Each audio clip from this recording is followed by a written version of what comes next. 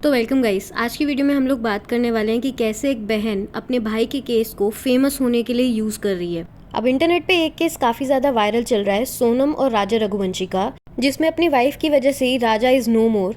अब राजा की जो कज़न बहन है उसका नाम है सृष्टि रघुवंशी, जो एक इन्फ्लुएंसर है और इंस्टाग्राम पे रील्स अपलोड करती हैं। अब राजा के केस के बारे में जितनी भी ज़्यादा सोशल मीडिया पे अपडेट्स हैं वो सृष्टि ही अपलोड करती थी।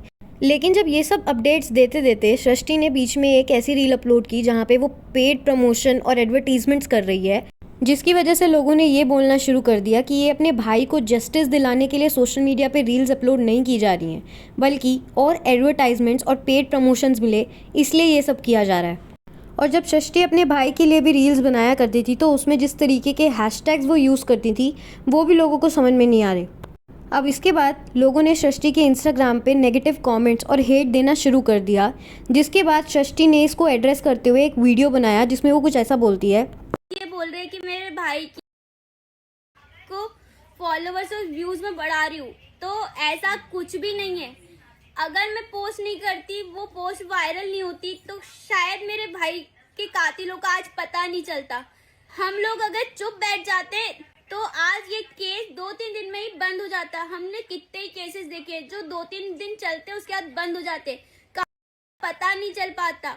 मुझसे जो बन पड़ेगा मैं वो करूंगी मेरे भाई के लिए, जिससे लड़ना होगा। अब ये केस जब न्यूज़ तक पहुंचा था तो उसके बाद सृष्टि ने अपने इंस्टाग्राम पे रील्स अपलोड करनी शुरू की थी, जिसमें से 2 रील्स पेड प्रमोशन की हैं। एक में वो कार्स प्रमोट कर रही हैं और एक में उन्होंने कोलैबोरेशन किया हुआ है जहाँ पे स्कूटी और व्हीकल से रिलेटेड प्रमोशन की गई है। अब सृष्टि ने जो अपने भाई की 2 रील्स अपलोड की थी, जो शादी की रील्स थी, वो काफ़ी ज़्यादा वायरल हुई थी। और जब भी आपको पेड कोलैबोरेशन मिलता है तो वो एंगेजमेंट के बेसिस पे मिलता है, मतलब आपने जो अपने इंस्टाग्राम पे रील्स अपलोड की हैं उस पर कितने ज़्यादा व्यूज़ आ रहे हैं। अब राजा के केस की वजह से जो सृष्टि है उसकी बाकी सारी रील्स की एंगेजमेंट भी काफ़ी अच्छी हो गई, जिसकी वजह से उसको पेड प्रमोशन मिल रही है। ऐसा नहीं है कि वो पहले नहीं करती थी, वो पहले भी पेड प्रमोशन करती थी। लेकिन जब आप बात कर रहे हैं कि हम अपने भाई को जस्टिस दिलाने के लिए सोशल मीडिया पे अपडेट्स डाल रहे हैं, तो बीच में जब आप पेड प्रमोशन करते हैं तो ऐसे में लोग आपसे क्वेश्चन रेस करेंगे। अब इसमें कोई गलत बात नहीं है कि अगर अपने भाई को जस्टिस दिलाना है तो आपको रील्स में कुछ ऐसे हैशटैग्स यूज़ करने पड़ते हैं जिसकी वजह से वो वायरल जाए और भी लोगों तक ये केस पहुँचे और जितनी जल्दी हो सकता है उतनी जल्दी राजा को जस्टिस मिले।